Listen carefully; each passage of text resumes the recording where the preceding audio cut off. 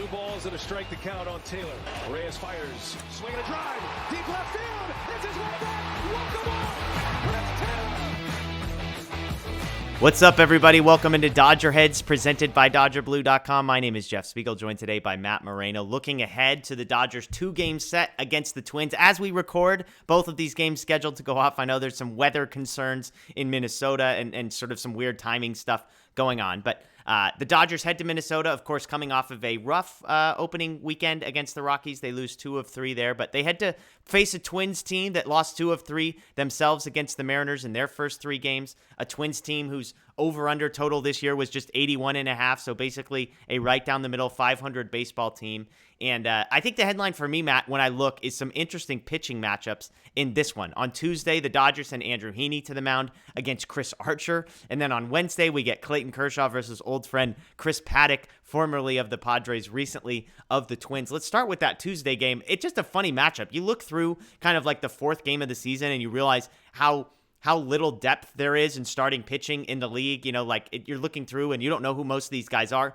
Heaney versus Archer is a fun one because neither of these guys was good last year. Like, both of them you could say were bad last year. Andrew Heaney has not been impressive in the spring. Chris Archer, the same.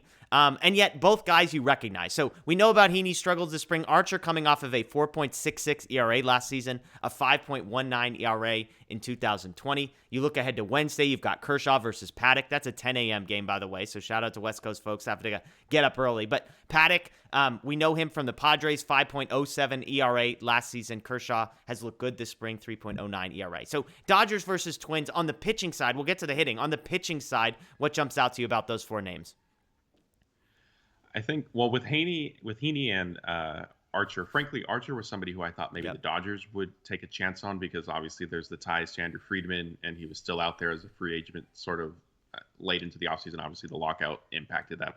But I thought maybe he would be somebody that, the Dodgers would try to convert, into having better success than he has. Because obviously he was, once an elite pitcher in the game. He has a pedigree. Same thing with Heaney. Obviously, they're trying to do a similar thing. He hasn't quite lived up to his expectations as a high draft pick.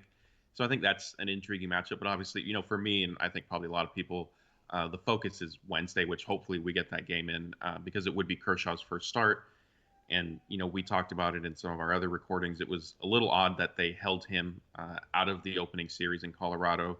Dave Roberts went on to explain that, hey, it was because he threw a simulated game on Thursday before the season started to sort of get his pitch count fully stretched out. So it'll be fun and exciting to see him in a regular season game, of course, weather permitting. Yeah, and as I've said, Kershaw has looked good this spring.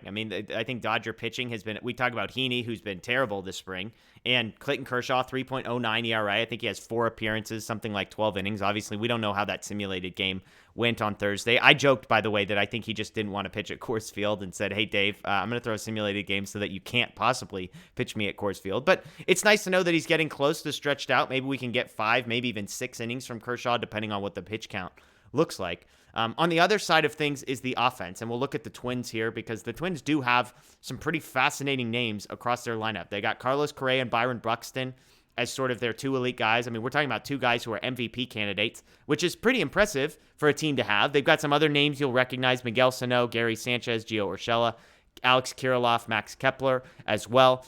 In their first 3 games against the Mariners, obviously one of their games had been postponed.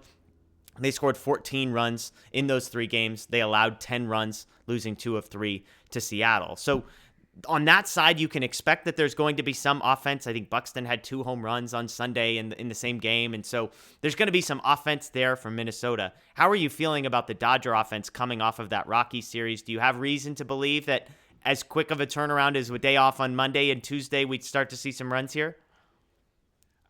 It's not necessarily something I would bet on, but it wouldn't fully surprise me just because that's how baseball can go. We've seen it so many times with not only the Dodgers, but other teams. All it takes is one game for it to everybody to sort of get unlocked. Maybe somebody gets 1 base hit and it leads to a big inning and then that gets the team going. I think if it was going to happen, Chris Archer, if you factor in some of his struggles, that's who it would be against. But, on the Twins side, I think they, Buxton, I didn't get to see a lot of them this week just from, being out in Denver and traveling and all that. But I did see Buxton, like you said, his home runs. I think one of them went to the upper deck in left field. Obviously, Carlos Correa, it's very clear where we stand on him, but as a talent, he does have talent. And so he's somebody who can do some damage, and so the Dodgers will have to be mindful of that. But I think offensively, I'll look to Mookie Betts and maybe Freddie Freeman to sort of get going. Yeah, I'm with you. I think Freddie Freeman, Trey Turner, I look at sort of their performance, and those are two guys, and I'm like, they're just, it's like, yes, it's only been 3 days, but they're due. Like, Freddie Freeman doesn't do 2 for 12 with 3 strikeouts all that often. And, hopefully for those guys, hey, the first 3 games under the belt, you get an off day Monday, and then you just sort of settle into a routine and say, the pressure's off, let's just go, let's play some baseball. As you said, it helps when you're going against a guy in Archer who has an ERA about 5 the last 2 seasons. Chris Paddock, a guy Dodgers are familiar with, so maybe that's a good thing. He made his final start in 2021 against the Dodgers, 4 2/3, 4 earned runs, just 4 strikeouts. And so maybe that's a guy that had some familiarity with Justin Turner and Max Muncy, a couple other guys who have struggled. So I'm with you. I think in a 2-game set like this, again, we're assuming that both of these games end up getting played, and if it's raining, then maybe that messes with the offense a little bit. But I think the Dodgers get to double-digit runs in these 2 games, not in each individual game, but I would be surprised if we don't get 10 total runs from the Dodgers in these 2, which might not sound all that much, but when you consider they had 11 in 3 games in Coors Field, that would be an upgrade over what we saw. And I do think, Heaney, I think, is going to be fascinating. I have no idea what we're going to get out of him, but I do feel good about Kershaw. I think he's a guy that's going to give you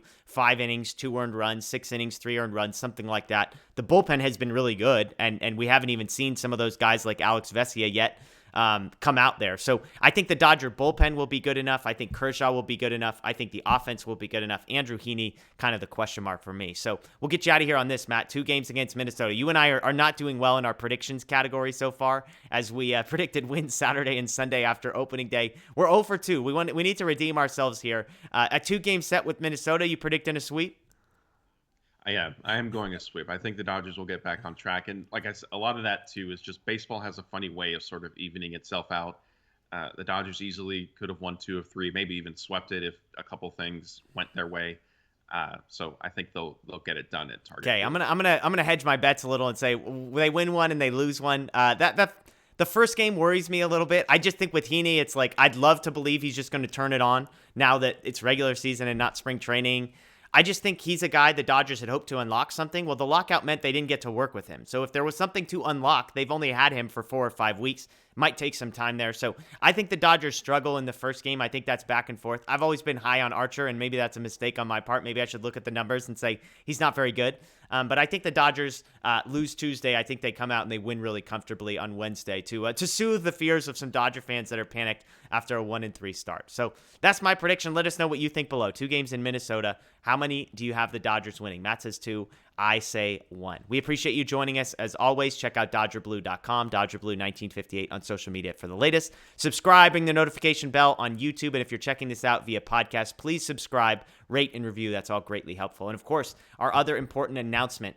On Wednesday at 5 p.m., that's after the Kershaw game, we will be going live. Daniel and I are recording from the Blue Wire Podcast Network studios in the Wynn Hotel in Las Vegas. So please join us. It's going to be awesome. 5 p.m. on Wednesday. If you can't make it for that, we will be posting it as a podcast and on our YouTube channel afterwards as well. That's Matt. My name's Jeff. We appreciate you. We'll see you soon.